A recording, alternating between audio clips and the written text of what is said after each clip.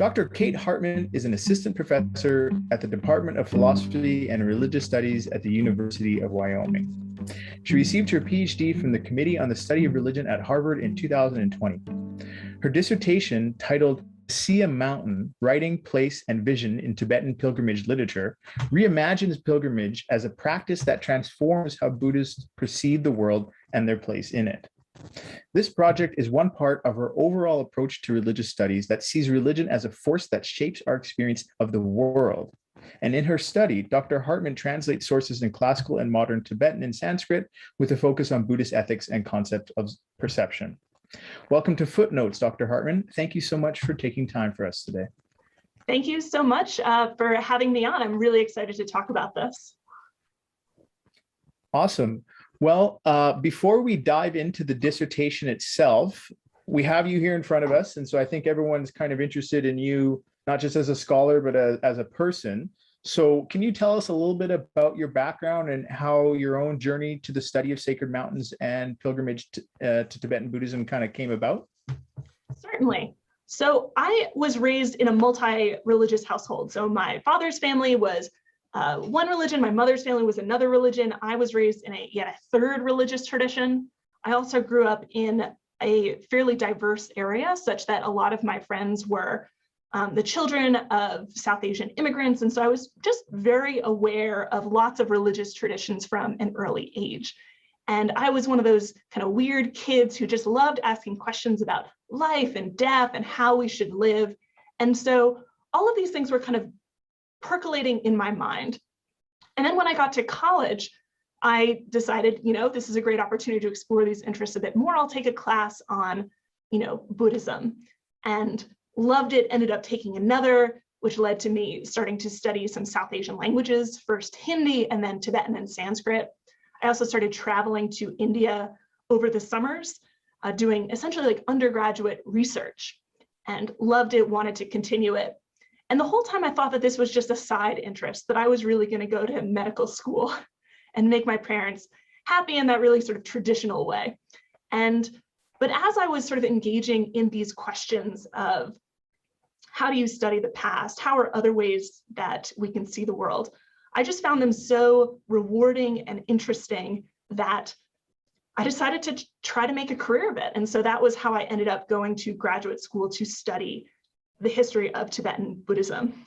And, one thing led to another, and then now I'm here talking with you. Well, I'm sure you would have made a wonderful doctor, but we are glad that you chose the other career path. And we're here today to talk about your thesis, and it revolves around the idea of perception. And you take as your starting point the fact that according to Buddhism, we all misperceive the world around us, including ourselves. So I was hoping you could take a little bit of time to talk about how you approach the idea of perception and in what ways we are misperceiving the world and ourselves. Yeah, we can think of perception broadly in two kinds of registers. The first is just, how we think of the world and our place in it. Right? How do we regard the world around us? And this is sort of a general conceptual sense of our place in the world. The second is the concrete physical perception of sensing things out in the world. Perception is this really interesting sense because it kind of mediates between our internal world of ideas, concepts, imagination, feelings, and the external world. And so perception is the sort of interface between those things. And it governs how it is we think the world around us is. And my understanding of the Buddhist tradition is that it's fundamentally concerned with this question of how we perceive the world. There's certainly many ways to read the Buddhist tradition. So this is kind of an interpretive lens, an interpretive move on my part to read the Buddhist tradition in this way. But I do think that there's a good amount of evidence to support this kind of reading. First, the Buddha is the awakened one. This root bud, meaning to wake up, is a fundamental metaphor that's about going from being asleep, eyes closed, dreaming, not perceiving the external world, towards being awake with your eyes open, seeing reality as it really is. We also find lots of metaphors in the Buddhist tradition about light and illumination. Sanskrit and Pali also have the same overlap, as we do in English, of words between to see and to know, right? We can say, I see your point. I understand what you're saying. And that overlap suggests that there's a lot of consonance between seeing and knowing that the Buddhist tradition makes a lot of use about. I think that the sort of interest in perception can also be seen if we look at sort of early Buddhist ideas about how the world works. So I'm sure the students have learned about the Four Noble Truths. And in the second Noble Truth, the Buddha is talking about the origin of suffering. And the one that he names specifically in the Buddha's first sermon, the Dhammacakkappavattana Sutta, is saying that craving is the root of, a lot of the suffering that we experience.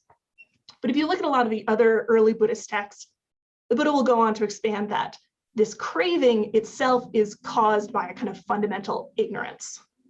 And this is ignorance not in the sense of not knowing something, but active delusion, of misperceiving the world, of misconstruing reality, of misseeing how things are. And so you can say from this fundamental account that the failure to see reality as it is one of the fundamental causes of suffering. So then the question is, well, what is it that we're misperceiving about the world?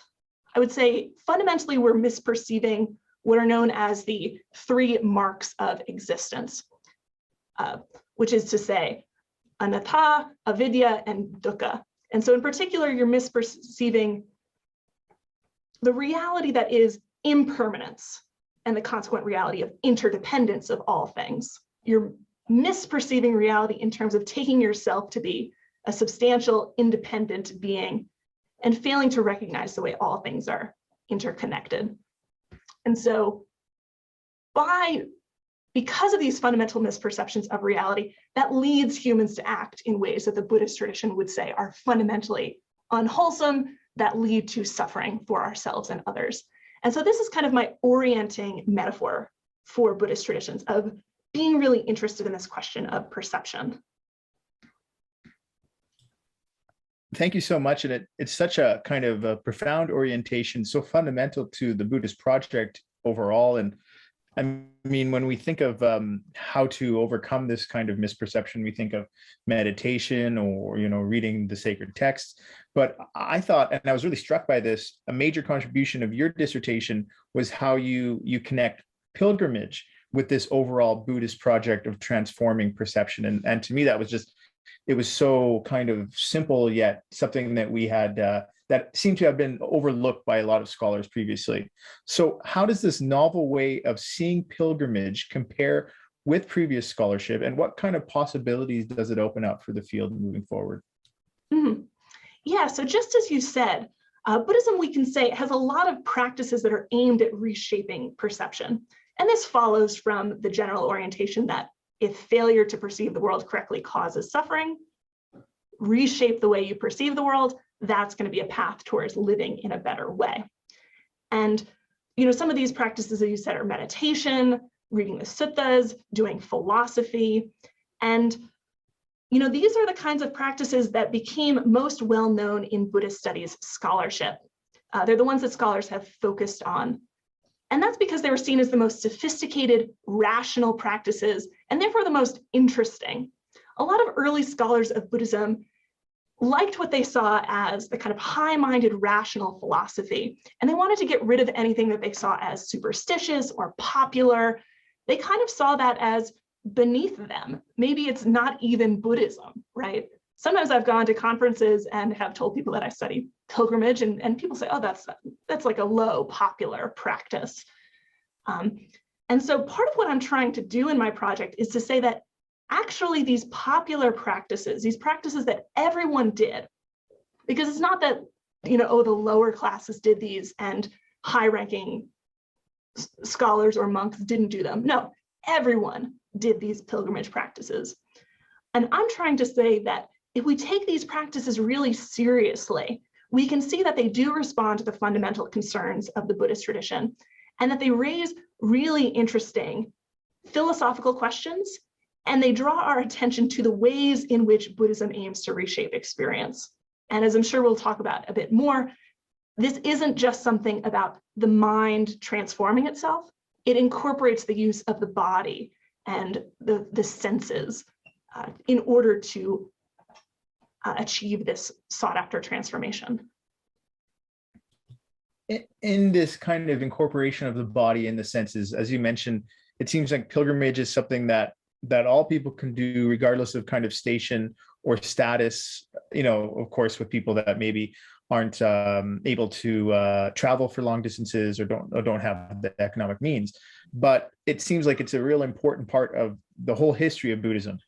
And so in the first chapter, we'll kind of dive into your dissertation now. You try to situate Tibetan pilgrimage practices within the history of Buddhist pilgrimage more generally. So can you share with us some of the common themes throughout the Buddhist world that you discovered when it comes to pilgrimage and the role that pilgrimage is supposed to play over this history? Mm-hmm. Yeah, I think for me, some of these themes can be most clearly seen in actually what seems to be the earliest sort of justification for pilgrimage in the Buddhist tradition. And this sort of justification for pilgrimage, or recommendation to do pilgrimage, occurs in the Mahaparinibbana Sutta, which is the sutta that tells the story of the Buddha's sort of death and how the Buddhist community reacted to it.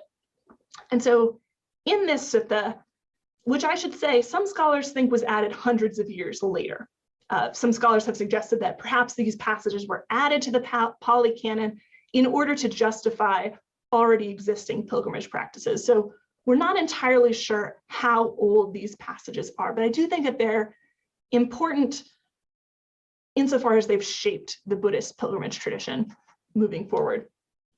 And so in this story, the Buddha's on his deathbed. He's about to pass away, and his disciples are surrounding him. They are distraught. They are saying, "What are we going to do without you? You've been our teacher for so long. How are we as a community going to survive without you?" And Ananda, the Buddha's sort of favorite disciple in particular, is saying, "What are we going to do when you're gone?" And in response to that question, in response to this perceived absence of the Buddha that's about to happen, he says, "Ananda, when I'm gone, people should visit these 4 sites associated with my life. And people should go to these sites, the sight of which will arouse emotion. And anyone who goes there with a faithful heart will go to heaven upon the dissolution of the body." And so in this story, the interesting thing is that the Buddha says that the sight of these places will arouse emotion. And the Pali word here is samvega, that it, this sort of intensity, this strong emotion. One of my teachers called samvega the kind of oh shit moment where everything becomes real and you realize that, oh gosh, I gotta do something about this. And so the idea is that seeing these places does something to the pilgrim, arouses emotion in a way that stands outside the pilgrim's ability to change themselves, right? Something about the quality of the place, of seeing the place where the Buddha once was but is no longer, is particularly motivating to pilgrims. And we can say that, perhaps folks listening to this can relate this to their own experience of certain places, right? That maybe you walk into, a library or a church or some other place that has some sort of significance to you. And without you intending it, you feel your body kind of changing in response to that place. Or maybe you've gone to a place that's associated with your childhood and all of a sudden you had memories come back that you didn't consciously try to bring up. It's something about the nature of place that transforms you. So this passage really speaks to the power of places to do things that are hard to do ordinarily, right? So imagine if the Buddha had said to Ananda, well, after I'm dead, you can read the suttas, which he did say, but imagine me. Yeah, that's effective and that is a practice that Buddhists do, but something about a place, right? Something about our physical body being at a physical place that is associated with the Buddha almost provides this indirect connection to the absent presence of the Buddha. And so also in this story, it talks about going with a sort of a clear and faithful heart. And the word here is pasada, this sort of clear-minded faithfulness related to shraddha, this term for sort of faith or confidence or devotion. And so this notion is that places kind of sustain a person's connection with the Buddha, but that for it to work, you do need to have this kind of affective, faithful devotion. And so I see these sort of themes of, okay, when you go to a place, it's going to change you in some meaningful way. It's going to arouse some important emotion that's going to be motivating to future practice. But also the pilgrim needs to come with the right mindset, this right sort of faithfulness. And so I see one of the themes that runs throughout the Buddhist tradition is one, attempting to connect with the absent presence of a Buddha. It's difficult to access a Buddha's presence directly, but if you go to a place associated with them, you can kind of have this more direct access. To the importance of faith and devotion to these sites, of the pilgrim's sort of orientation towards them, their state of mind. And then third, the ability of places to transform you in ways that exceed the pilgrim's agency. And so I see those as all operating in a lot of pilgrimage material, both in Buddhism generally, but then also in Tibet specifically. The idea of the place being able to transform you is especially interesting. And you could even make the argument, as you do, that pilgrimage, the practice of pilgrimage as it goes to Tibet, it too becomes transformed in a certain way. And so I was hoping you could kind of compare the accounts you find about pilgrimage in the Buddhist world with what is unique about Tibetan pilgrimage in particular. And you have a really fascinating discussion about how Tantricism or tantric practice has affected Tibetan pilgrimage. So I was hoping you could elaborate a little bit on that for us. Yeah, definitely. I'd say there's three things that make Tibetan Buddhist pilgrimage different from what we might say is the sort of standard Buddhist model of pilgrimage as exemplified in the Mahaparinibbana Sutta and other places. The first is that Tibetan pilgrimage incorporates indigenous practices. So scholars think that pilgrimage to special places or holy mountains probably predated the entry of Buddhism into Tibet. It's hard to know because much of the historical evidence that we have, most of the texts we have, are after the introduction of Buddhism. And so it's tough to know what was going on before Buddhism arrived in Tibet. But it seems to be the case that there were sort of indigenous practices interested in maintaining purity, getting rid of defilements, and propitiating, that is to say, kind of making happy the spirits or demons or gods that live in the landscape and that are particularly associated with certain kinds of places, holy mountains being one of them. So it seems like there was this existing set of practices of going to and worshiping gods that lived in mountains. And so when Buddhism comes to Tibet, it incorporates those practices. This is like one of the interesting things about Buddhism. When it goes new places, it incorporates, engages with, responds to what was already there. And so Tibetan pilgrimage incorporates elements that we might think of to gravely oversimplify as Tibetan, but then also elements that are sort of Buddhist, right? The second thing that makes Tibetan pilgrimage, as you said, is the fact that Tibetan Buddhism is overwhelmingly tantric in character. And Tantra is, of course, very complex, difficult to summarize. I'm sure you guys could spend a whole large amount of time in this class talking about it. But it's particularly associated with ritual means to attain enlightenment very quickly.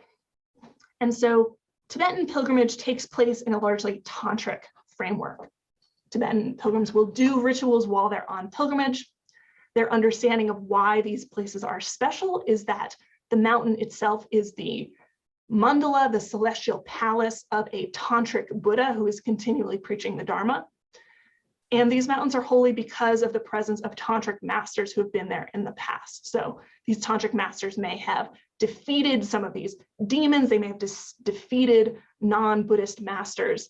And so part of the reason that you'll go to these mountains is to forge a karmic connection with the tantric Buddha who is held to dwell in the mountain and with the tantric masters who went there.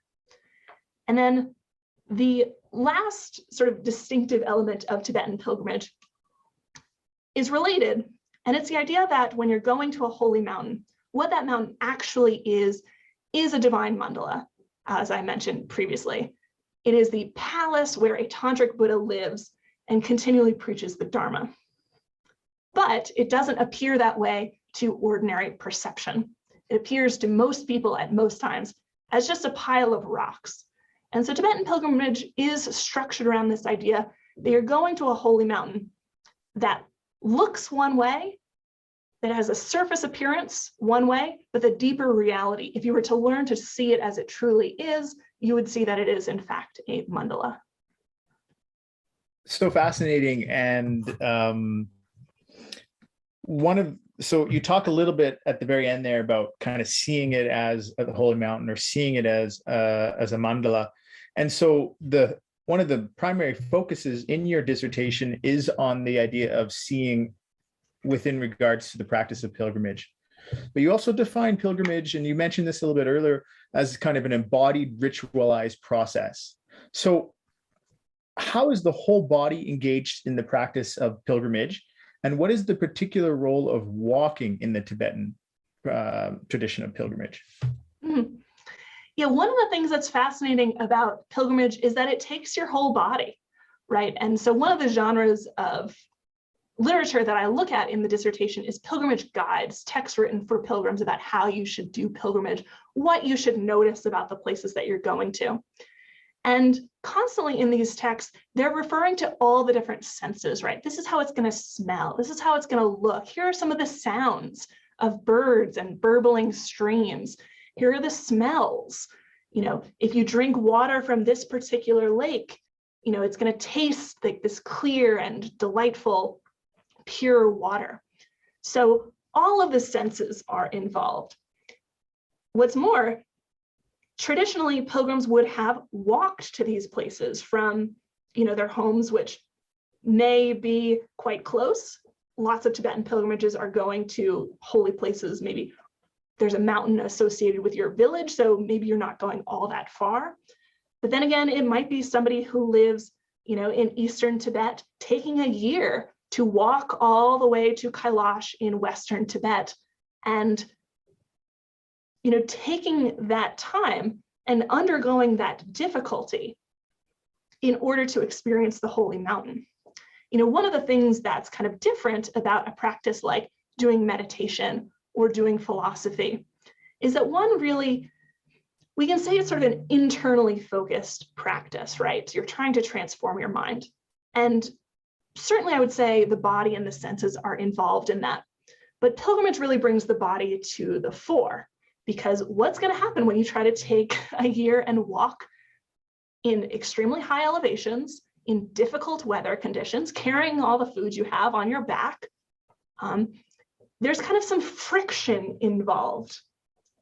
You know, traveling is a difficult practice, and it brings to the fore your body and the way that it normally functions and the limitations that are on it.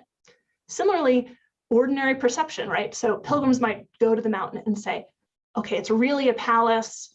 It only looks like a pile of rocks. I'm going to learn to see it the way that it really is. And one of the things that emerges from that exercise is recognizing that ordinary perception is not something that you can change so easily, right? There's pushback. The kind of rocks and mountains, the physical landscape resists our attempts to see it in the way that we might want to see it. And that in itself becomes kind of a lesson that we can say affects people in their practice, right? A lot of the pilgrimage experience is of failure and of human limitation and of the inability to be or see the way that you want to be or see. Well, I would just say that, you know, this experience of walking, of getting into your body, is part of kind of recognizing the reality of your situation, right? Mm-hmm. It's easy to kind of it's one thing to try to close your eyes and visualize the world as a Pure Land or the world as a mandala or the deity in front of you, right? It's a whole different challenge when you are trying to see the physical world in front of you as other than that which it presents itself to your ordinary sense perception. And one of the really interesting things about that too is that, I mean, some of these landscapes are quite formidable as well, right? And so a real challenge to get to some of these locations. And you talk about all the different landscapes that can be points or sites of pilgrimage, and including, you know, different holy people as well. But mountains particularly seem like a very potent sacred site. And so can you describe the cult of holy mountains, as you put it, in Tibet, and how does this cult relate to similar practices elsewhere in Asia, inside and perhaps outside of Buddhism? Mm-hmm. Yeah, so part of what you're pointing to in that question is that there's lots of different places where one can go on pilgrimage. Some are places associated with the life of the Buddha. You might also go to a temple, you might go to a holy city, you might go to a cave, or in Tibet, a lake. People talk about holy people themselves being sites of pilgrimage. But one of the things that, you know, I really focus on is pilgrimage to holy mountains. And mountains are places in the broader Buddhist world where people will go. So you have, you know, pilgrimage to Wutai Shan and Ome Shan in China, to places like Kumano in Japan, various other sorts of holy mountains throughout the Buddhist tradition. And it's an interesting question, right? Why do mountains kind of attract this attention? What is it about them, you know? And that's a, you know, a tough question to answer. I'm reminded of the scholar Mircea Eliade who posed that same question. He said, well, mountains are the closest thing to the sky. So maybe it's just that simple. But, you know, mountains have been important to Buddhism kind of throughout the Buddhist world. And there's different types of practice associated with mountains in each of these different sort of cultural regions. For instance, in China, I'll just speak about Wutai Shan, for example. There's a lot written about this mountain, Wutai Shan, and pilgrims who go there to see Manjushri, you know, Bodhisattva, who is said to sort of dwell particularly at Wutai Shan. And the stories are always about, you know, ordinary average pilgrim going to Wutai Shan, and from out of the middle of nowhere, you know, an 8-year-old child or a scrubby looking old man or, you know, a beggar will sort of emerge from the forests, you know, of the mountain, and the traveler will speak with them, leave, and then later realize, oh, that was Manjushri, right? So that's the kind of typical framework in which pilgrimage at Wutai Shan will tend to happen. And that's interestingly different than what happens at these Tibetan pilgrimage mountains, where it is sort of more framed around the goal of learning to see the mountain as it really is. But in either case, it's always involving these same questions of absence and presence, right? Of trying to make a connection with some sort of special being who is otherwise difficult to access. A question of faith and devotion, right? Manjushri is said to appear to those who have faith. And also this question, this idea of engaging the entire body and the physical senses in order to make a connection with the place and the other beings who kind of dwell there. Thank you so much. This all makes me think that there's this act of seeing and making the connection with the mountain or the sacred site. And then there's this kind of secondary act about writing about the experience. And so you in your work, you engage with a real interesting array of literature on pilgrimage, including you have a pilgrim's journal and then guides for pilgrims and kind of polemics, people arguing back and forth about it. So how do these different forms of literature in Tibet capture the embodied ritual of pilgrimage in particular? And how do they capture the transformation of vision that is the end goal of pilgrimage and the act of walking and reaching this goal? Mm-hmm. Yeah, it's one of the things that, you know, traditionally in Buddhist studies, you pick one text or one figure and you do a study of them. And so it was a real thing that I've gotten, you know, some questions about is, using lots of different genres of literature to try to aim at this question. And the question is, how do you transform the way that you see the world? And how did Tibetans think about pilgrimage to holy mountains as a tool for transforming perception of the world? And this is a question that is really difficult to answer. No text sort of sets out with those same questions and says, well, here's the answer. So for me, it was a matter of trying to get as many different perspectives on this same question, because that was going to yield kind of a richer picture, at least I hoped. And of course, what's difficult about that is that each different genre of literature has its own sort of interesting quirks, its sort of histories, it has its own projects, and you have to be really attentive to reading texts in their own context in a responsible sort of way. But I do think that taking multiple perspectives on a central issue yields something really interesting that I think is valuable. And so part of what I was thinking about is, okay, where does the text stand in relation to this practice? So one example that I read is pilgrimage guides. Picture these as lonely planets for going on pilgrimage. They're telling you what you should do, what you should expect to see. And so in that case, the text is preceding the act of pilgrimage. It's setting up certain kinds of expectations. It's directing pilgrims' attention to certain things that they're going to see or not see, as the case may be. And so the text is kind of shaping the way the pilgrim is going to engage with the place. By contrast, a pilgrim diary is kind of being written a little bit after the fact, right? So it's someone reflecting on what they did see, and again, shaping their understanding of what happened on the pilgrimage and what they're going to be doing continuously. And so in general, I think of writing as part of the practices of seeing. One of the moves that I make in writing about pilgrimage is thinking that, okay, seeing is not just this fact, right?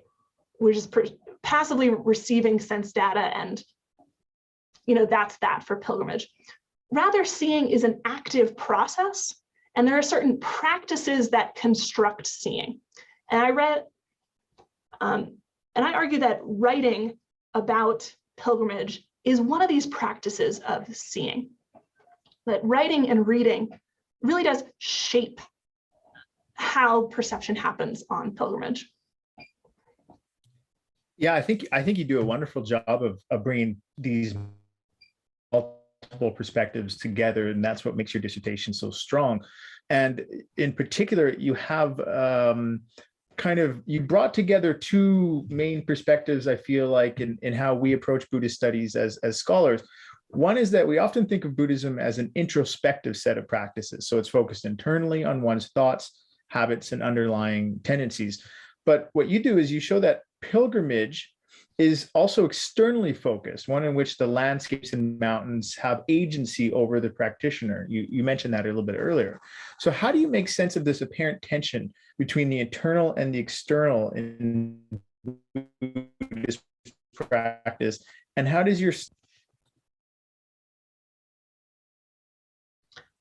I'm sorry, could you repeat that last bit? I think the audio cut out for just a second. Sure. So you have this, introspection, looking inside yourself, what we often think of in terms of meditation. Buddhism is usually associated with that. Then you have, in your study, what you bring out is this kind of external focused view where mountains and landscapes have agency over people. Mm-hmm. And so how do you make sense of this apparent tension between the external and the internal in Buddhism? And how does your study of pilgrimage help us to kind of make sense of this divide? Yeah, definitely. And so the first thing I'll say is that this is not just an apparent tension to you or I, but this is a tension that Tibetan Buddhist thinkers themselves noticed. So, and it troubled a lot of them. So one of the later chapters in my dissertation is called Against Pilgrimage, and it surveys various critiques of pilgrimage internal to the Tibetan tradition. And there's a lot of these critiques that come from various people at various times for various reasons. But one of the persistent themes of these critiques is a skepticism towards engaging external places at all. So Jigme Lingpa, a 17th century master, says that real practice consists of the generation and the completion stages, which is to say 2 stages of tantric sadhana visualization, 2 essentially stages of meditation. And he says, if you do those, you can get enlightened without even leaving your bedroom. And so he was criticizing pilgrims. This was in a letter of advice to pilgrims saying, you don't need to do this. This is going to be a big hassle. You're going to get all hot and sweaty and difficult. And when you're in that state of going through something difficult, what are you going to do? You're going to do unwholesome actions, right? You're going to get angry. You're going to lose control. You're going to cause yourself more bad karma than you're going to do good things. And so there is a definite sort of worry about pilgrimage that exists in the tradition. And so part of what I'm looking at in that chapter is saying, okay, if these are concerns that people had about pilgrimage, how did they resolve those concerns? And the answer that I come up with is that Tibetan thinkers thought that for pilgrimage to work, there had to be a conjunction of external and internal forces. So you were going to certain kinds of special places that had certain kinds of special blessings. But it wasn't enough, according to most Tibetan thinkers, to just go there. You also had to have the right sort of orientation towards those places. You had to plug into the kind of network of factors that make pilgrimage worth it. And when you brought this sort of affective devotion, the natural blessings in the pilgrimage place could transform you. And so pilgrimage is very much this thing of engaging the external world. But we can also think of it as something that, as you said, collapses those divides, that the proper sort of successful pilgrimage is mediated by a whole network of factors, right? So the place itself, the previous holy masters that have been at that place, the self-arisen wonders of the pilgrimage place, the faith and devotion of the pilgrim. Pilgrimage is not just a pilgrim going to a place, it's actually invoking this whole network of connections. And so when the pilgrim goes there, they're being transformed by this external place, but they're also bringing something to it to make that effective. And so I think what that points towards is, just as you said, kind of a sense that internal and external are highly related. So one of the things that will come up in tantric commentaries talking about pilgrimage, as outside, so inside, as inside, so outside, that there are these kind of relations between external and internal that, if properly used, can really benefit pilgrims. Well, you really forced me or compelled me to look at pilgrimage in a whole new light. And this has been a really fascinating conversation. I don't take up too much of your time, but before I let you go, I have to ask, will you be turning this dissertation into a book, or do you have any other projects kind of stemming from? Yes, I am currently revising my dissertation into a book manuscript and hope to publish this as a freestanding monograph. So, keep your eyes out for that. And I'm looking to also just, continue this research and think about how these same questions get played out, for instance, in exile or in North American forms of pilgrimage, right? How do these questions of seeing, of presence, of absence, of engaging the external world get reframed as Buddhism and Tibetan Buddhism moves into new historical, social, cultural contexts? Well, thank you so much. And we're all going to look forward to the freestanding monograph. And I'm very grateful for all of your time and for sharing with us your insights on pilgrimage. So yeah, thank you for your time, Dr. Hartmann. We really appreciate it. Thank you so much for inviting me. This was really fun to talk about. And, I hope this listeners and readers enjoy it.